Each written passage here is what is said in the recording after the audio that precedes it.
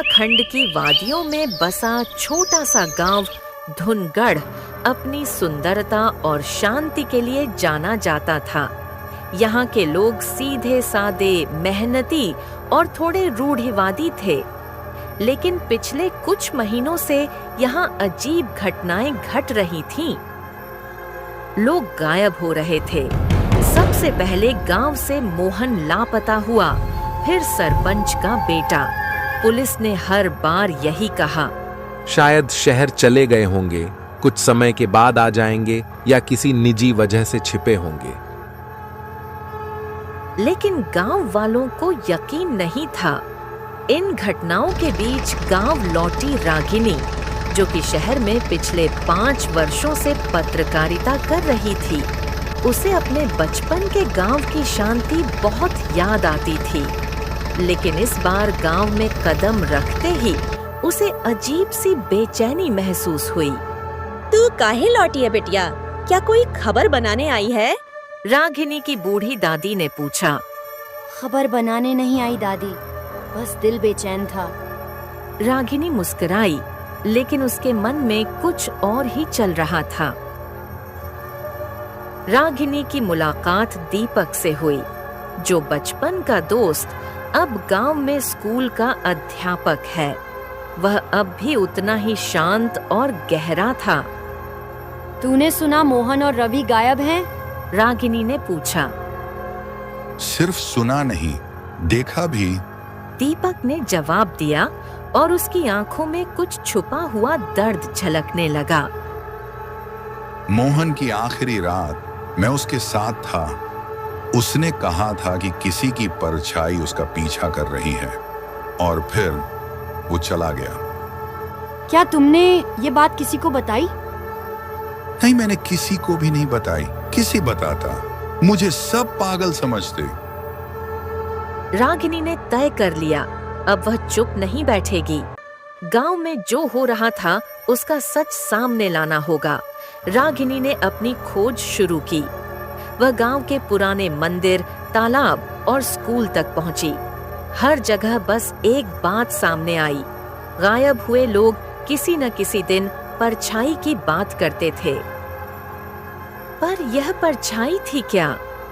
एक रात रागिनी ने देखा, उसके दरवाजे के पास कुछ हलचल हुई। बाहर निकलकर देखा तो कोई नहीं था, लेकिन मिट्टी पर गीले पांवों के निशान थे, और उन निशानों में सिर्फ एक पैर का चिन्ह था।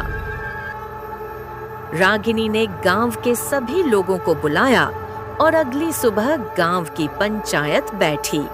वहां हरिश्चंद्र, गांव का सबसे सम्मानित वृद्ध, बोला, इन सब का कारण अंधविश्वास है। हम नई पीढ़ी को भटकने नहीं देंगे। लेकिन तभी मीरा चाची चिल्लाई, मेरे जवान बेटे को उस परछाई ने सभी के सामने निगल लिया, और तुम कहते हो कि ये अंधविश्वास है। तुम्हें शर्म नहीं आती? पंचायत में अफरा तफरी मच गई। सभी लोग उस बूढ़े हरिश्चंद्र पर भड़क गए। रागिनी ने मौका देखकर मीरा चाची से अकेले में बात की। मीरा ने धीरे से बताया, एक रात में मेरे बेटे ने मुझसे कहा था कि स्कूल की पुरानी प्रयोगशाला में कोई है जो उसे बुला रहा है। रागिनी को याद आया, वो प्रयोगशाला तो अब बंद थी। वहां कोई नहीं जाता, वो तो कल ही देखकर आई है। अगली रात रागिनी और दीपक ने मिलकर स्कूल की प्रयोगशाला में जाने का फैसला किया। दरवाजा जंग खाया था। वो दोनों जब अंदर गए तो देखा, अंदर घुप अंधेरा था। टॉर्च की रोशनी में टूटी फर्नीचर, पुराने केमिकल्स और दीवार पर एक काला निशान नजर आया, जैसे किसी ने वहां जलने की कोशिश की हो। दीपक ने फुसफुसाया, यहाँ कुछ गड़बड़ है। दाल में कुछ काला नहीं, पूरी दाल ही काली है। और तभी एक हल्की सी सरसराहट हुई, जैसे कोई दीवार के पीछे चल रहा हो। दीवार खुरचने पर एक छोटा सा तहखाना निकला। दोनों नीचे उतरे। वहां दीवार पर अजीब चित्र बने थे, कुछ मानव आकृतियों वाले और कुछ एक पैर वाले, कुछ पंजों के निशान। तहखाने में उन्हें एक पुरानी डायरी मिली, डॉक्टर मनोज रावत नामक शिक्षक की, जो 10 साल पहले स्कूल में पढ़ाते थे और एक दिन अचानक गायब हो गए थे। डायरी के पन्ने डरावने थे।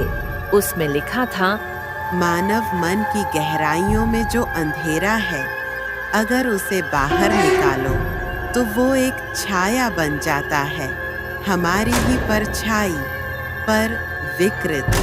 मैंने प्रयोग किया और अब वो मेरे काबू से बाहर है। इसका मतलब वो परछाई असल में किसी का मनोवैज्ञानिक द्वैत है। फिर दोनों ने वहां पर देखा कि एक कोने में तंत्र विद्या का सामान रखा था। ऐसा लगता था कि यहाँ पर किसी ने तंत्र विद्या का प्रयोग किया हो। धीरे धीरे राज खुलने लगे। रागिनी बोली, इसका मतलब है कि यह डायरी लिखकर हमें गुमराह किया जा रहा है। भला विज्ञान में परछाई कब से दिखने लगी? मैंने तो ऐसा विज्ञानी प्रयोग आज तक नहीं पढ़ा। दीपक समझ चुका था कि ये विज्ञान नहीं, तंत्र क्रिया है। उसने कहा, जरूर ये किसी तांत्रिक का काम है। मैं समझ रहा हूँ कि ये मामला किसी भूतिया छाया को बस में करने के लिए किया था, पर वो छाया ज्यादा शक्तिशाली होगी, इसीलिए किसी के वश में नहीं हुई।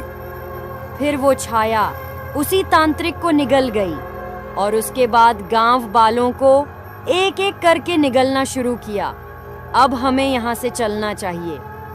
दूसरे दिन रागिनी और दीपक ने गांव वालों को बताया कि आखिर उस छाया का क्या राज है, लोग क्यों गायब हो रहे हैं। गांव का एक बूढ़ा आदमी बोला, अरे मेरी पत्रकार बिटिया, अब तो तुम ही हमें बचा सकती हो। तुम कैसे भी करके गांव वालों की रक्षा करो और हमें उस काली छाया से बचाओ। रागिनी ने कहा, अब गांव वालों की रक्षा करना हमारा कर्तव्य है। मैं और दीपक आप लोगों की रक्षा करेंगे, आप निश्चिंत रहो। अब रागिनी और दीपक का अगला कार्य उस आत्मा को मुक्ति देना था, पर वो नहीं जानते थे कि ये काम कैसे करें। पर किसी ने उन्हें बताया कि असम बंगाल में हर प्रकार के काले जादू का तोड़ है। वहाँ ऐसी छाया का भी इलाज है जो लोगों को गायब करती है। करीब 3 दिन का लंबा सफर तय करने के बाद वे बंगाल की काली घाटी पहुँचे। अंधेरे में डूबी घाटी बहुत भयानक थी। वहाँ वो एक तांत्रिक से मिले और अपने गांव की घटना को बताया। ये बात सुनकर तांत्रिक ने उन्हें इसका उपाय बताया। तांत्रिक बोला, शरद पूर्णिमा की रात किसी 12 साल की लड़की की बलि देनी होगी, जिससे वो काली छाया खुश हो जाएगी और फिर वो किसी को गायब नहीं करेगी। दीपक और रागिनी ने इस उपाय को अच्छे से याद किया और वापस गांव आ गए। फिर वो शरद पूर्णिमा का इंतजार करने लगे। जैसे ही वो रात आई, रागिनी ने एक 12 साल की लड़की को अगवा कर लिया और उसकी बलि चढ़ाई। काली छाया खुश हो गई और बोली, मैं तुम्हारे द्वारा दी गई इस बलि से बहुत प्रसन्न हूँ। अब मैं हमेशा के लिए यहाँ से दूर चली जाऊंगी और फिर कभी वापस नहीं आऊंगी। खुश रहना सभी गांव वालों। अब सब कुछ सामान्य था। गांव में फिर कभी कोई गायब होने की घटना नहीं हुई। हर कोई अपने अपने काम पर लग गया। रागिनी फिर अपने शहर लौट गई और गांव धुनगढ़ फिर से शांति की ओर लौट चला।